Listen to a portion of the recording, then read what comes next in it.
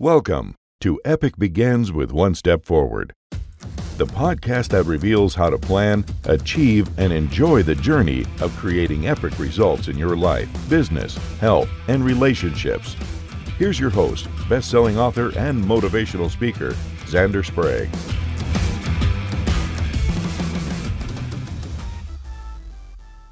Hello, epic people, and welcome back to another exciting episode of Epic Begins with One Step Forward.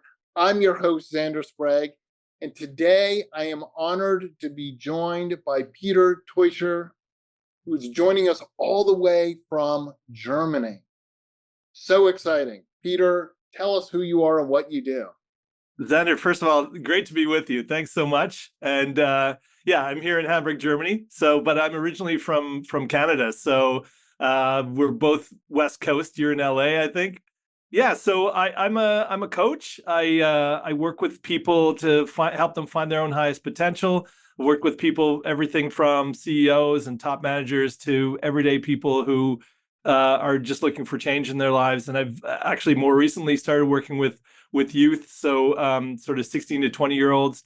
I sometimes think if I'd known my full potential back then, if I had someone to help show me the way, how great would that have been? So, I try and mix it up. And I've recently written a book called Rethinking Happiness and the Beliefs That Guide You, because I think that the biggest roadblocks we have are the beliefs and the habitual thoughts that we carry with us. And that's how I've made a massive transformation in my life back when I decided to leave Canada, travel the world, and then end up in Europe. So I found the way forward was really changing my beliefs and changing the way I think. So hopefully that helps people be more epic. Absolutely. And I couldn't agree more that we are, as I say in my book, the meanest person in your life is you. Absolutely. And, this idea that for some reason, we are not kind to ourselves most of the time.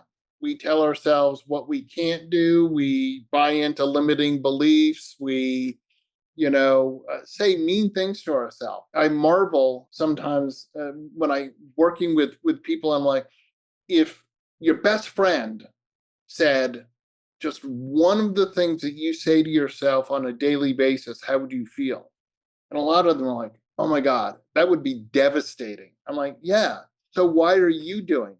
Absolutely. We all have that kind of inner voice, the inner narrator. I've heard it called a lot of different things, and there's the committee, lots of different whatever, right? Yeah. A lot of psychologists will talk about it. And, that comes from sometimes it'll be the worst kind of things that we heard from our parents, and that's not blaming the parents. It'll be like some of the worst message that we internalized.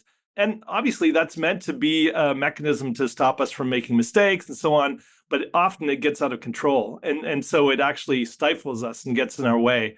And so that's part of this sort of habitual way of thinking that we have. We have, that negative chatter that we have. We also have the way we judge people in situations, and we have these, fixed mindsets that tell us what this is the kind of person I am. I can't do this. I don't know how to do this. And those are all super limiting. And when we start to recognize them, bring them to the level of awareness, then we can start to make a shift and change them. So. Absolutely. And I know from my own life, some of the epic things that I achieved. I started off and I'm like, I have no idea how I'm ever going to do that.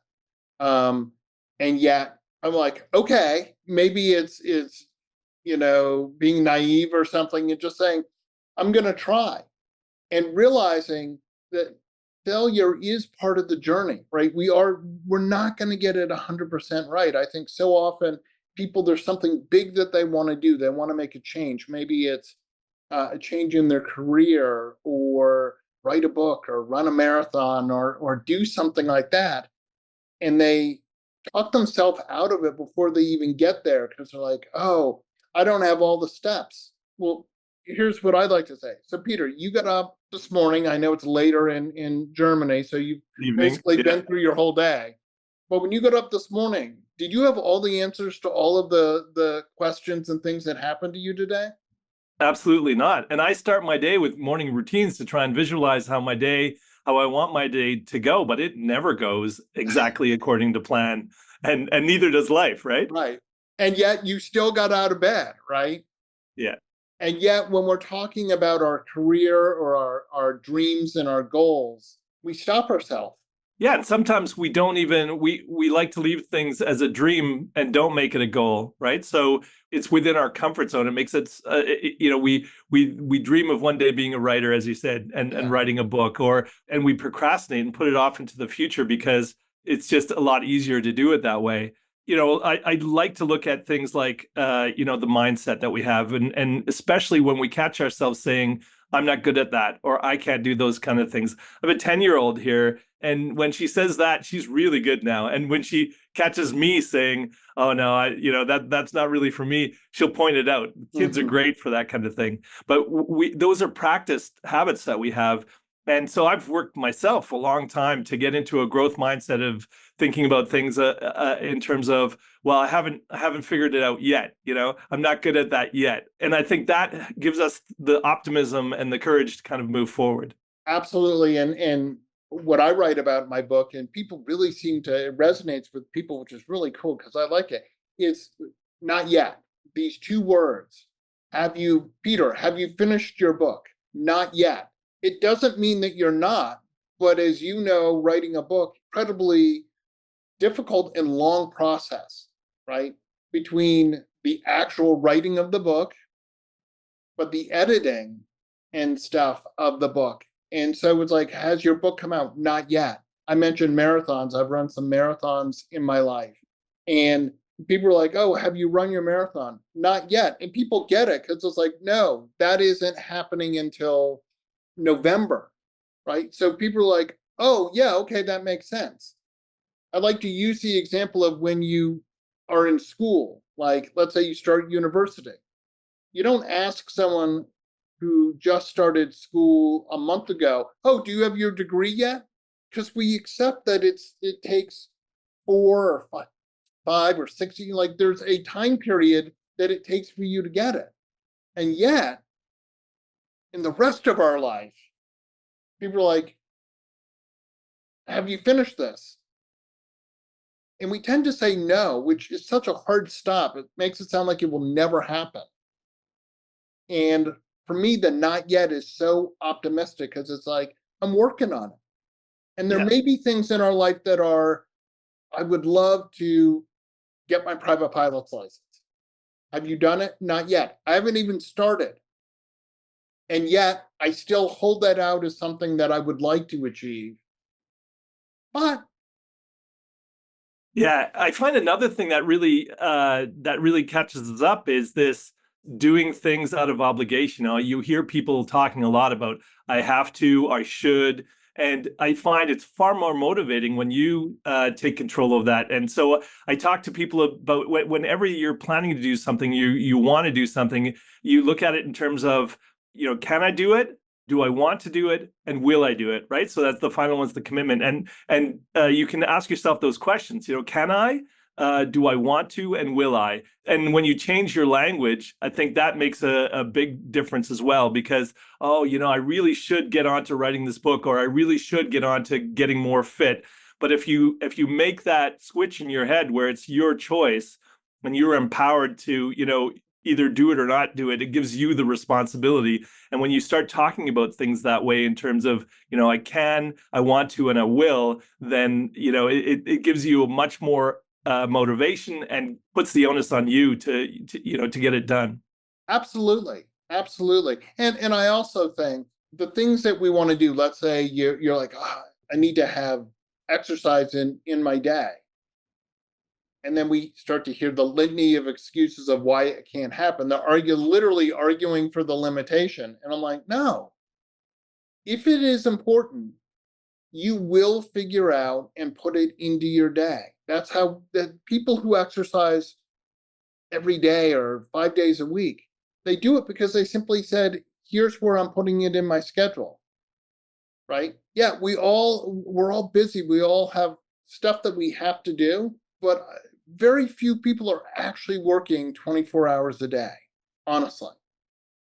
No, exactly. And when people talk about that in terms of I don't have enough time, the first thing I ask are, it sounds like a silly question, but how many hours are in your day? We all have 24 hours.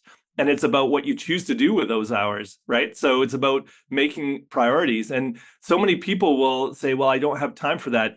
I encourage them to talk about it in terms of, well, that's not a priority for me. And that's okay, right? I mean, we all have things that are more important to us, but to recognize, well, I'm prioritizing binge watching over this goal that I want to achieve, right?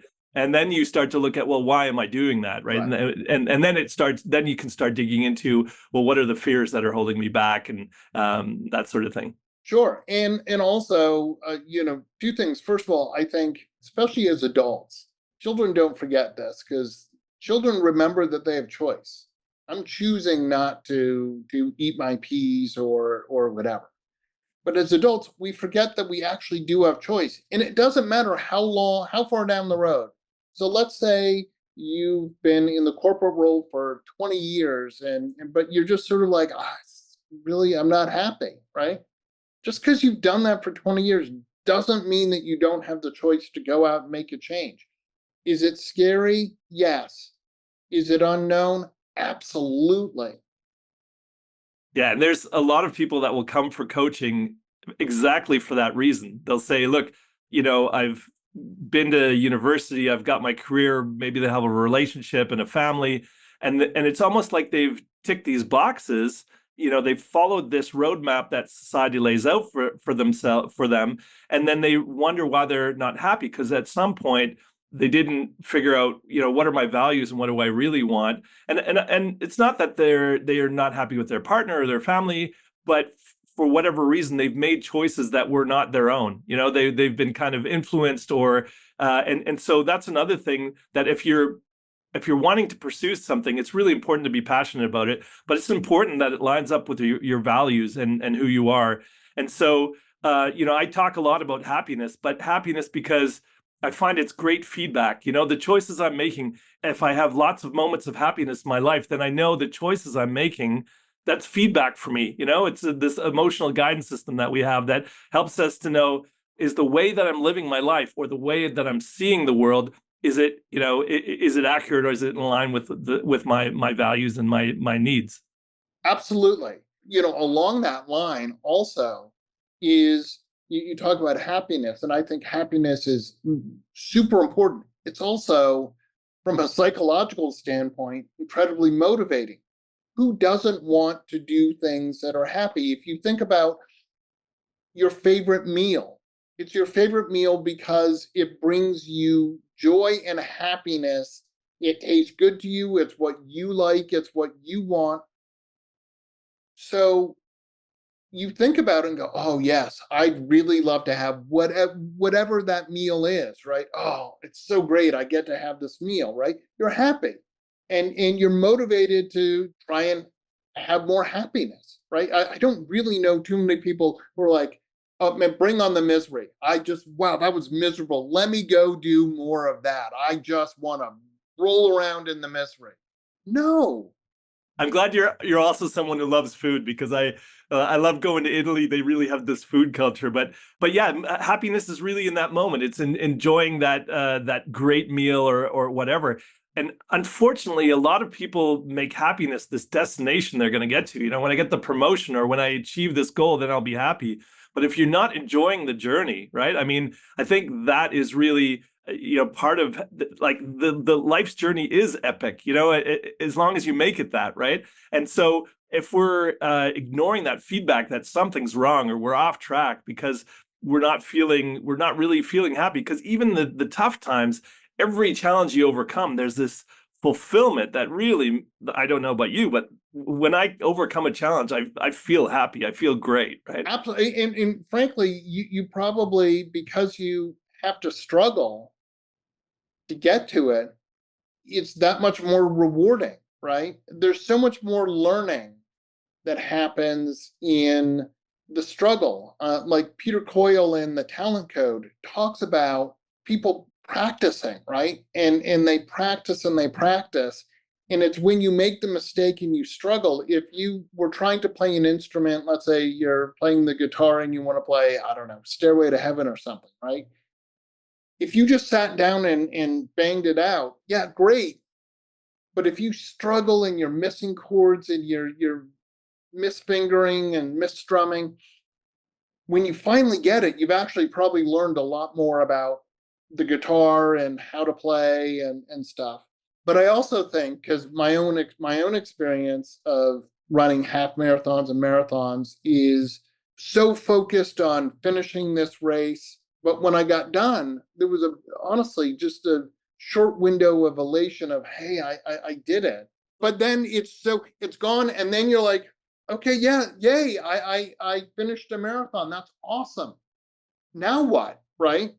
And Yeah. I think, yes, if I get that promotion, if I do this, and then so many people we all are at the now what? Of course we're at the now what. Yeah, you Yeah. reached your destination, but that's not the end of the road. It's not like, oh, I finished a marathon. All right, now I'm just gonna sit down and I don't have to do anything more for the rest of my life.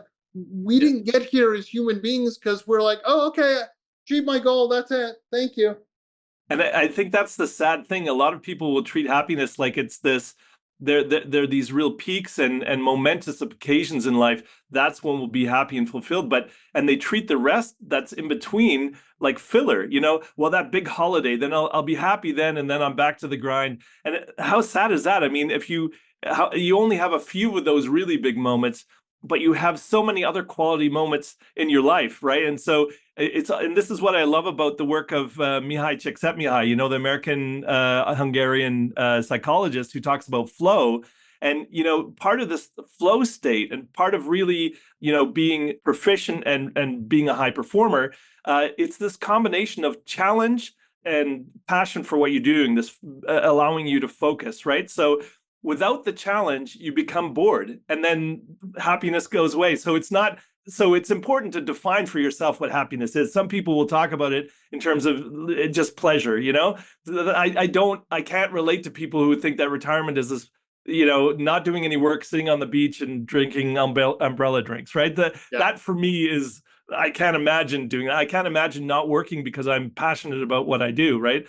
I know not everybody's there, but everybody has the opportunity to do something meaningful, even if it's not their main profession or whatever. So that whole sense of when you said this, the challenge and the struggle, Csikszentmihalyi says that you have to have a certain amount of challenge to avoid the boredom, so that you can really focus, and that will get you on this road to really achieving your potential. Absolutely. Yeah, enjoying the journey. In my book, I talk about, I call it the 97-3 rule, which is like, I honestly believe that 97% of your day today was really good, and up to 3% wasn't as good. Yes, there are the days where it may be higher, something bad happens, I get that. But in general, and yet, when you ask people how their day was, they're talking about the 3%. Right? Oh, and they like ignore the 97%. And I take that further. I really came up with this when I was doing my internship for my license, my mental health license. And I was working with middle school and high school students. And a lot of them had academic issues, and they seemed to be focused on all the things that weren't going right. And I'm like, wow, there's so much going well. So I asked them this question, and I'll ask you this question, Peter. In school, what was your least favorite subject? Almost all of them. I mean, I did well in English and history, but those are the only two that I remember. But everything else was like negative, right? Like math. Okay. For me, I really didn't like math. So we'll take math. Okay. If you got a 97 on a math test, how would you feel? I'd feel pretty damn happy. Exactly. And you'd be telling your parents and your friends, and you'd be You'd be focused on the 3 points you didn't get, Peter. No.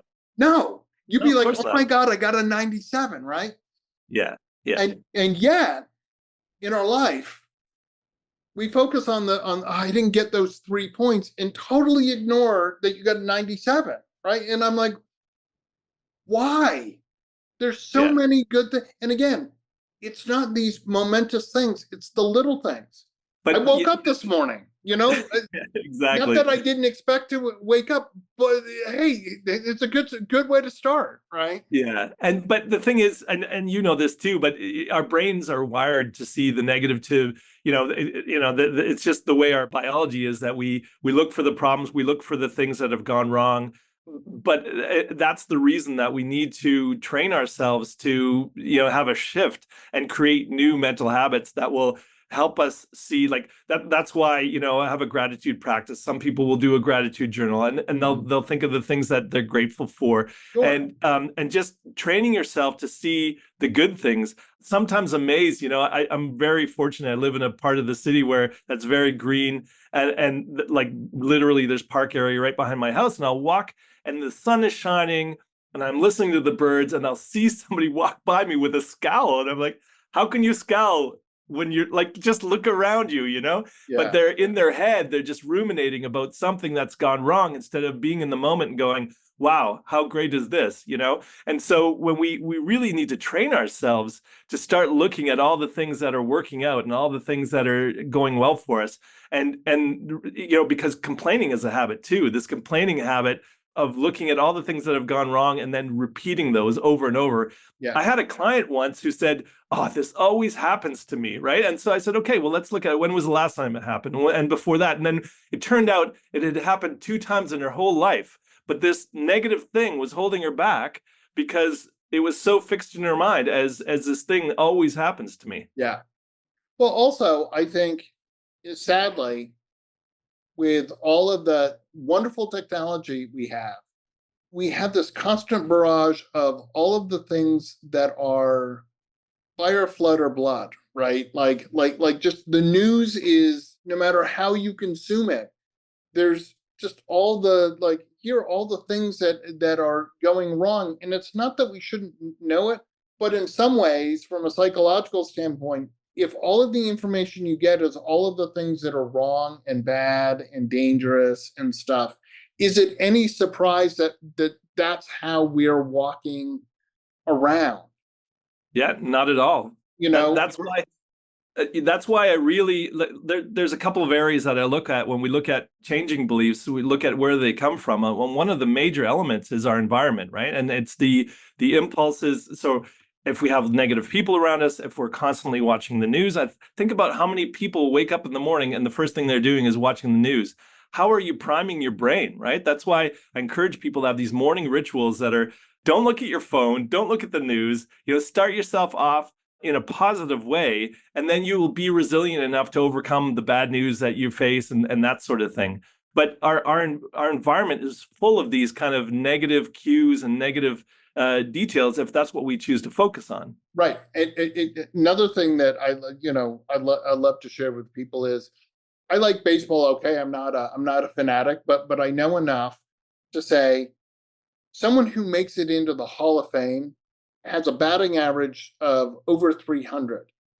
So that basically means, for you to have a Hall of Fame day, Peter, you only have to get 1/3 of your day right. So let's say there's 9 hours of activity, be it work and family stuff.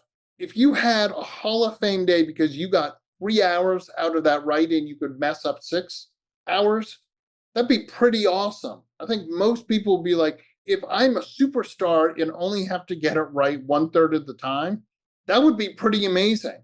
Absolutely. I love that sports analogy because I've used it. I used to coach basketball. Yeah. And I use those kind of analogies all the time because when you look at like an icon like Michael Jordan, Yeah. arguably the best basketball player of all time, Sure. and he missed more than half of his shots, and he's the greatest of all time. And when you think about it in those terms, if you do one thing wrong out of out of 10 things you've done right, and you look at the one thing you've done wrong, like you're way better than Michael Jordan's average on that, right? Yeah. So No, absolutely. And again, I think it does have to do with changing your perspective, right? I grew up in New England, so I joke all the time that I have this, even though I hate it and I fight against it, the underlying puritanical belief system that basically, in order for my life to have meaning, I have to be suffering. And anyone who's lived in New England knows that the weather tends to be pretty bad most of the time. It's either hot and humid or it's snowing with Arctic vortex in the forecast and snow and ice. And being a Red Sox fan my whole life, certainly that was until 2004 was a stellar example, right? We get one strike away in 1986 of winning the whole thing, and the ball goes through Bill Buckner's legs, and somehow we all collectively accepted that that was our fate. We can get close to what we want. Hmm. When the Red Sox won in 2004, I was sitting on the couch, and my wife comes in and is like, "They won." I'm like, "I know." She goes, "Why aren't you more excited?" And my answer, this is terrible, Peter. I'm like, I'm waiting for something horrible to happen. Like, I can't have this thing that I wanted. There has to be a counterbalance of the other shoe dropping. Some horrendous event has to happen to counterbalance. I can't have this joy.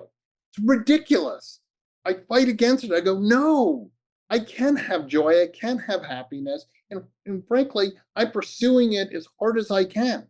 Yes, there is sadness. There is all of that. But let me focus and go towards the stuff that brings me joy. It's kind of human nature. Yes, something that brings us joy is something that we want to go do. If we have a job that we enjoy, it just my job just doesn't seem that hard. Your job probably doesn't seem that hard. Why? No. Because you enjoy it. Yeah, exactly. But it's funny because you kind of alluded to expectations there, right? When you had this negative expectation, and I think that expectation is this double-edged sword. I encourage people to rethink their expectations because they're just set the bar so low sometimes, in terms of what's possible for them. On the other hand, if things don't turn out the way they expect, then they're discouraged and they're down. So I encourage people to set high expectations, but then let them go, and then whatever comes, be happy with that. So it's trying to find that balance and not getting discouraged when things don't work out exactly the way you want, because you never know what good could come of it. But also don't just expect that, that can never happen, this can never work out, or just this limit about how good your life can be, because it can always be better. Of course. And the people that we look at and we're like, oh my gosh, look at that person. They achieved this, they did this, they oh my gosh, they left their corporate job and they like had no idea what they were doing and somehow they found success. Simply be brave, folks, right? I took a step like that when, my brother and we built a business in Canada, and people thought we had, what a great life. And, amongst all that, I was in as much as I had achieved, I went into a major depression. And the way I got myself out of it was by changing my beliefs and so on. But people thought I was crazy, giving everything up, leaving Canada, moving. Even when I got to Germany, they in my mid-30s, and they thought, you left Canada because people here think it's the greatest country and they all want to go visit there, and then to come here with no job, nothing. They just thought I was crazy. Like, who does a thing like that? But for me, it was like I wanted to change. I needed to change, and it was the best thing that I ever could have done. It was not easy. The first year was tough. I luckily, through my mom, I'd learned some of the language, but there was cultural differences and so on, and then making new friends. It's easy when you're young, but then in your 30s to meet new people and so on. So I think the people that will want to keep you kind of in this box, or I believe in being grateful for what you have, but that doesn't mean you got to hang on to it for the rest of your life, right? If it's time for a change, it's time for a change. Absolutely. Yeah. And have cheerleaders on your side. If someone is, negative and telling you why you can't do it, you don't need that person in your life, right? Trust me, as I said at the beginning of our podcast, there's enough meanness within you, which first of all, stop doing that. But I don't need any other people. I got enough voices in my head going sometimes, oh, how are you Yeah. going to do that? Are you I, sure? I encourage people to do what I call self-parenting, and assuming you're not going to take the negative aspects of your own parents, because no parents are perfect, but the way, if you could be the ideal parent, how would you be, and then start treating yourself that way, right? Absolutely. because you want the encouragement, you want to have realistic guidance and support, but you want to have that support, you want to have that encouragement. And how would you treat your kids, and I think we would all want to have the best for them and want them to be happy and so on. And yet the way we talk to ourselves, it's really hard to be happy with some of this stuff, the conversations that go on in my head. No, absolutely. And I every day that is a practice. Pay attention to when the negative self-talk is getting too much, Yeah.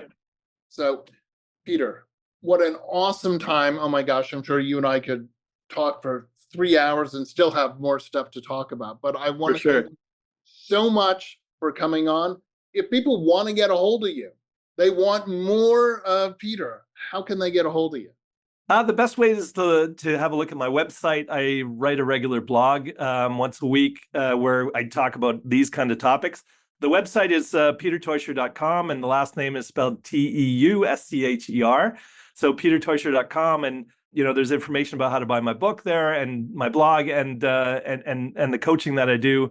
And look, I'm glad to have these conversations, because I really, the reason I love doing what I do is because I love inspiring people to, reach their own highest potential. So fantastic to talk about this with you. Absolutely. And thank you again for coming on. I want to remind everyone that if you want to begin your epic journey, go to epicbegins.com. And if you go there now, you can get a free copy of my book, Epic Begins with One Step Forward, How to Plan, Achieve, and Enjoy the Journey. And as always, remember, epic choices lead to the epic life that you want. Get your gift copy of the award-winning book, Epic Begins with One Step Forward, at epicbegins.com. That's a wrap on this episode of Epic Begins with One Step Forward with your host, Xander Sprague, best-selling author, internationally acclaimed public speaker, and licensed professional clinical counselor. To make your next conference or event epic, send an email to Xander at zander@epicbegins.com. Be sure to subscribe so you don't miss the next episode. Remember, epic choices, epic life.